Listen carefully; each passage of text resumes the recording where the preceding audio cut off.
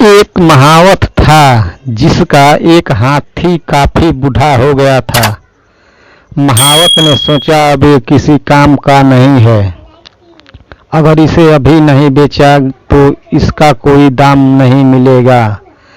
ऐसा सोचकर उसे गांव के पशु मेले में ले आया। उसने हाथी को खूब साफ करके उस पर खूब सारा काला रंग और तेल लगा दिया। ये सब करने से हाथी जवान लगने लगा। मेले में दूर दूर से लोग उस हाथी को देखने आते। कुछ रईस लोग उसको लेने के लिए भी उत्सुक थे। महावत को अपनी तरकीब काम करती नजर आ रही थी। एक दिन हकीरा भी मेले में पहुंचा। वो हाथी देखते ही अपनी भौं सिकोड़ के खड़ा हो गया।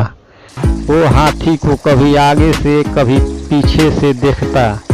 महावत को जी आधा हो गया। उसको लगता है इस आदमी को पता चल गया है कि हाथी बूढ़ा है। महावत दौड़ के हकीरा के पास आया और झट से उसे लेके दूर चला गया। महावत ने इस बार 500 रुपये हकीरा को दिए और बोला, अरे भाई कोई बात नहीं, जाओ यहाँ से। हकीरा कुछ कह पाता इसके पहले महावत ने उससे वहाँ से दूर कर दिया। अगले दिन हकीरा फिर से आया और लगा हाथी का मुआवना करने, कभी आगे से कभी पीछे से। महावत को बड़ा गुस्सा आया। महावत सबके सामने चिल्लाते हुए बोला, क्या है, क्या पता कर लिए तुम हाथी के बारे में? हल्ला गुल्ला सुन के लोगों की भीड़ लग गई। हकीरा बोला, अरे जनाब, मैं ये कह रहा था कि इसका। महावत बात करते हुए चिल्लाकर बोला, इसका क्या इसका? तुम यह कैसे कह सकते हो कि ये हाथी बूढ़ा है?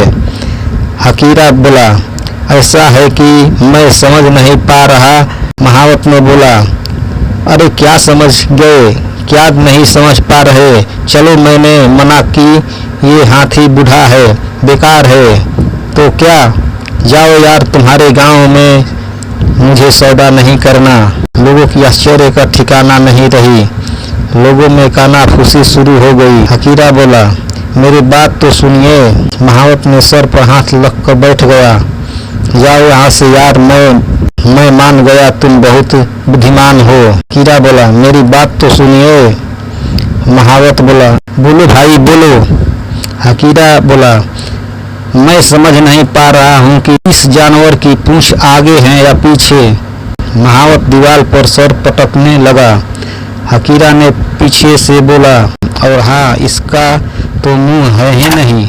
महावत ने पलट के देखा और जोर से रोने लगा।